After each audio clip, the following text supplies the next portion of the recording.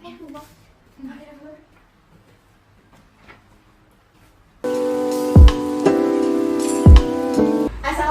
warahmatullahi wabarakatuh. Waalaikumsalam warahmatullahi wabarakatuh. Selamat siang anak-anak. Siang, Bu. Wah, cuaca hari ini mendung, terus tadi juga habis istirahat ya. Rasanya mau tidur tidak sih? Iya, Bu. Ngantuk ya. Terus tadi juga istirahat, udah makan ya semua ya? Sudah. Ya, alhamdulillah. Berarti untuk pembelajaran siang kita hari ini pasti anak-anak semangat gak sih? Semangat. Semangat. Oke. Nah, sebelum pembelajaran kita mulai, lebih baiknya kita baca doa terlebih dahulu agar pembelajaran kita hari ini bermanfaat semua ya anak-anak. Baca doa dimulai. Selesai. Nah, pada siang hari ini coba yang tidak masuk siapa ya? Apakah ada yang tidak masuk? Ada, Bu. Mas Jamal nggak sih nggak berangkat? Iya. Oh iya, Jamal ngirim surat tidak ya dia? Kayaknya nggak ngirim, Bu. Enggak ya, yaudah deh saya absen ya. Dari Putri Francisca, Hadir. Dinda, Hadir. Rizky, Margareti Sekar. Hadir, Bu. Oke, hadir semua kecuali Mas, Jamal. kecuali Jamal ya. Oke, sebelumnya kita minggu lalu itu kita belajar apa anak-anak? Pelaku-pelaku ekonomi ya. Nah, pelaku ekonomi itu ada apa aja? Ada produk, ya benar, konsumen, produsen, Distributor. ya betul, distributor. Jadi itu merupakan pelaku-pelaku ekonomi yang akan kita bahas nanti apa aja sih kegiatan mereka tersebut. Nah, pada siang hari ini kita mau belajar apa anak-anak?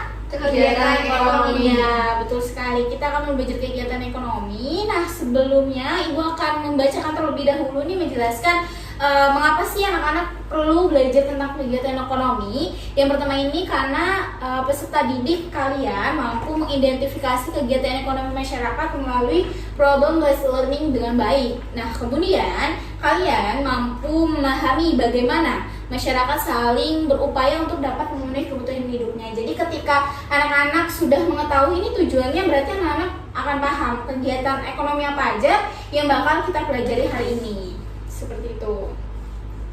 Lanjut, nah dari dua gambar ini pastinya gimana sih cara manusia atau kita semua untuk mendapatkan minuman di atas untuk memenuhi kebutuhan pangan mereka? Melalui ya benar, makan. Nah, makan itu masuk kegiatan ekonomi tidak? Iya. Ya, makan itu masuk kegiatan ekonomi lah. Konsumsi. Ya benar, konsumsi. Karena konsumsi ini menghabiskan suatu manfaat ataupun ya seperti itu anak-anak. Lanjut, nah di sini tuh ada beberapa macam kegiatan manusia dalam memenuhi kebutuhan. Ya Dinda jangan ngantuk ya Dinda. Iya.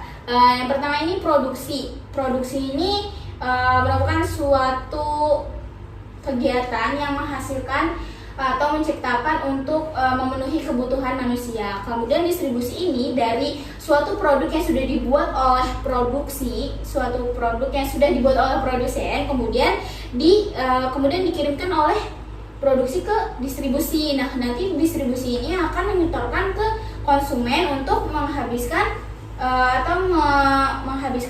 menghabiskan suatu manfaat produk tersebut.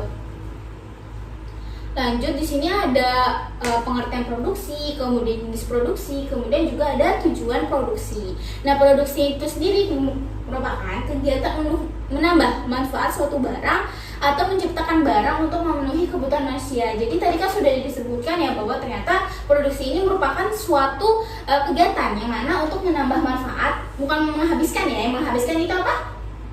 Ya benar, nah kalau misal konsumsi itu menghabiskan, sedangkan produksi ini untuk menambah. Kemudian ada jenis produksi. Di sini tuh jenis produksi itu ada produksi barang sama produksi jasa. Jadi bukan hanya produksi makanan aja ya anak-anak, tetapi bisa hal lain, bisa otomotif ataupun bisa elektronik ataupun lain sebagainya. Nah, di sini ada produksi barang. Produksi barang ini tuh ada apa aja? Sepatu. Ya benar, kita bisa produksi barang, sepatu, kemudian baju, kemudian tas. Nah, itu juga bisa masuk ke dalam sesuatu hal yang besar, yang mana adanya munculnya pabrik seperti itu. Kemudian kalau produksi jasa itu kan merupakan sesuatu hal yang kita lakukan nih anak-anak. Apa nih jasa itu? Dokter, Ya benar, jasa itu bisa ke profesi ya, pilot, laundry.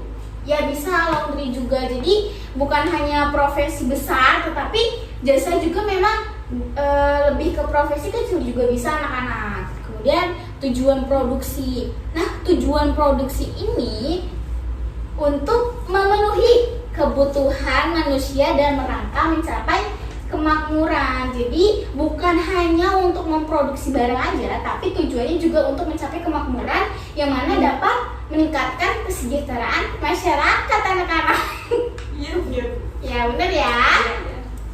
Kita lanjut. Nah, di sini merupakan faktor-faktor produksi. Berarti kelihatan tidak? Kelihatan ya. Yang pertama ini faktor produksi apa? Kelihatannya apa nih anak-anak? Petani. Kebun teh ya. Kaitannya apa nih kalau bisa Produksi. kebun teh itu kaitannya apa? Alam. Ya alam. Jadi ini tuh kaitannya faktor produksi juga alam. Alam itu bukan hanya kebun ya, Iya, tapi benar. apa? Pertanian, Benar. terus peternakan. Jadi bukan hanya kebun ya, tidak. Lanjut ke dua ini apa? Pabrik. Ya benar, pabrik itu ada apa? Pabrik. Barang. Pabrik itu kan ada orang ya. Orang yang bekerja itu apa namanya? Buruh. Buruh. Karyawan bisa, tapi masuk ke dalam tenaga kerja seperti itu. Jadi berarti anak-anak sudah paham ya tenaga kerja itu apa. Wah, mantap sekali. Lanjut ya, ininya apa? Uang, benar. Tapi uang itu masuknya ke modal. Money ya, benar. Jadi tuh uang itu tuh masuknya ke modal, tapi bukan hanya uang ya, tetapi ada beberapa hal lain yang memang bisa menjadi suatu modal. Kemudian di sini ada Pekerja. Barang. Penghasil TO. kewirausahaan. Jadi ini bukan hanya ya benar masuk ke penghasil, pengrajin, pembuat teko, tapi itu masuknya ke kewirausahaan. Wah, mantap sekali anak-anak sudah memberikan contoh. Lanjut kita ke distribusi setelah produksi, yang mana untuk membuat produk untuk mencapai kemakmuran. Sekarang kita masuk ke distribusi, yang mana merupakan kegiatan untuk menyalurkan barang dari produsen kepada konsumen. Jadi yang tadinya diproduksi oleh produsen kemudian dikirim ke distributor, kemudian distributor ini menyalurkan barang yang sudah diproduksi itu ke konsumen. Nah, tujuan utamanya itu apa sih anak-anak? Bisa dibacakan yang pertama, Putri. Tujuan utama distribusi Sebagai agen penyalur hasil produksi dari produsen ke konsumen. kemudian tindak Agar hasil produksi dapat dimanfaatkan oleh masyarakat secara maksimal. baik, kemudian Rati. Yang ketiga, memenuhi kebutuhan barang dan jasa tertentu. Nah, yang keempat ini menjaga keberlangsungan produksi perusahaan. Jadi, yang poin 4 ini jadi biar si produk yang sudah dibuat oleh produsen ini biar tersalurkan terus, maka dikirimkanlah produk ini ke distributor. Kemudian distributor juga akan mengirimkan atau menyalurkan ke konsumen. Betul sekali. Lanjut. Di sini ada beberapa jenis distribusi yang mana berdasarkan cara penyalurannya. Jadi distribusi yang Dilakukan. yang pertama itu ada distribusi langsung, kemudian ada distribusi semi langsung, dan yang ketiga itu distribusi semi tidak langsung. Lanjut. Kalau misal distribusi semi langsung itu ketika ada brand Samsung misalnya, brand Samsung itu menjualkan produknya di outlet tertentu. Nah, kemudian si konsumen itu membeli produknya di situ. Jadi ketika produknya si Samsung ini udah ada, disalurkan ke outlet. Nah, itu maksudnya ke distribusi semi langsung anak-anak. Kalau misalnya distribusi langsung itu ketika perusahaan roti itu masuk, perusahaan roti itu menjualkan langsung ke pedagang. Oke, lima. Ya benar, pedagang kaki lima. Tapi kan misalnya perusahaan roti itu masuk ke mana nih? Toko. Ya, toko swalayan, pedagang roti. Terus Iya. kalau misalnya ada penjual yang menghadiah sari roti. Nah, gitu. Lanjut ya. Kita lanjut ke konsumsi. Tadi kan kita udah bahas banget nih ya. Kita udah bahas awal-awal nih konsumsi apa. Konsumsi itu merupakan kegiatan menghabiskan atau mengurangi manfaat suatu barang untuk memenuhi kebutuhannya. Nah, tujuannya ini pertama, tadi kan sudah tahu ya. Kayaknya juga sepertinya anak-anak merasakan ya konsumsi itu seperti apa. Ya enggak sih? Yang pertama itu mengurangi manfaat suatu barang. Yang kedua, menghabiskan manfaat suatu barang. Yang ketiga, menjaga status sosial di masyarakat dengan produk-produk kebutuhan tersier. Yang ketiga, menjaga kesehatan tubuh dengan konsumsi vitamin dan gizi seimbang. Keempat, memenuhi jasmani dan rohani. Yang terakhir, estetika dan keindahan. Nah, menjaga kesehatan tubuh dengan konsumsi vitamin dan gizi seimbang ini anak-anak pernah melakukannya tidak? Pernah Bu. Apa contohnya? Mengkonsumsi makanan sehat maksimal. Ya benar. Buah. Benar. Makan bersih. Ya, terus selain konsumsi juga ternyata ada kebutuhan jasmani. Kebutuhan jasmani itu contohnya apa? Anak-anak sering melakukannya tidak? Iya, olahraga. Olahraga apa nih biasanya? Lari. Yoga, lari berarti apa? Sepeda. Sepeda, mantap. Terus rohani? Salat. Salat. Rekreasi. Ya. Berdoa. Ya, berdoa bisa sih masuk ke rohani. Lanjut ya. Faktor-faktor yang mempengaruhi konsumsi. Yang pertama ini faktor internal, yang mana dalam diri, ataupun faktor eksternal dari luar. Nah, kalau misalnya dari diri ini tuh dari motivasi, kemudian sikap, selera. Jadi ketika anak-anak melakukan konsumsi itu pasti motivasi si Dinda, si Putri, dan Reti itu pasti berbeda-beda. Nah, kemudian ada faktor eksternal, ada pekerjaan, harga barang atau jasa, ataupun kebudayaan. Jadi beberapa hal ini memang sangat mempengaruhi suatu terjadinya kegiatan konsumsi. Kalau misalnya dari pekerjaan nih, pasti kalau misalnya kita lihat tadi yang udah disebutkan dokter sama pilot, itu tuh pasti konsumsinya juga berbeda nggak sih? Beda ya, kebutuhannya ya, kebutuhan untuk konsumsinya juga beda. Nah, seperti itu. Lanjut kita masuk ke aktivitas individu untuk melakukan tugas teka-teki silangnya. Anak-anak ibu sudah menyiapkan beberapa kertas lembar untuk anak-anak, yang mana pertama ini kerjakan tugasnya, kemudian cari informasi, kemudian di sini ada soal ya, ditulis dulu nih jawabannya apa, terus nanti disilang. Ketika sudah menemukan jawabannya nanti disilang ya. Nih, ibu bagikan ya. Pertama Putri, yang kedua Dinda, yang ketiga Reti. Silahkan ya disilang. Nih pulpennya. Nih, ibu menyiapkan ini nih, spidol, menyiapkan spidol. Setelah kertas, menyiapkan spidol. Kiyo.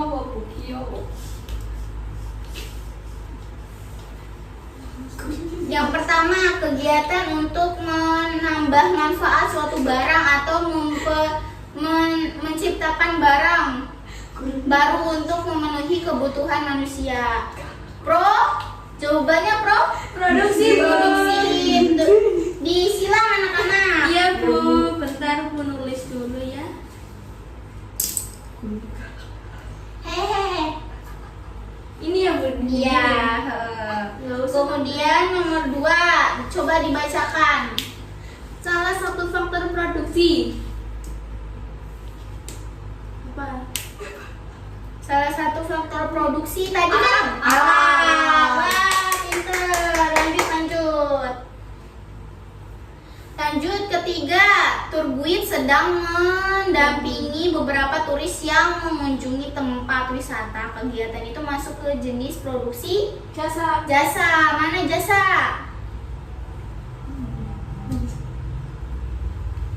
Enggak ada ya? Jasa mana ya? Jasa Semi langsung. semi langsung. Iya, itu masuk ke jasa semi langsung. Oke, lanjut ke 4.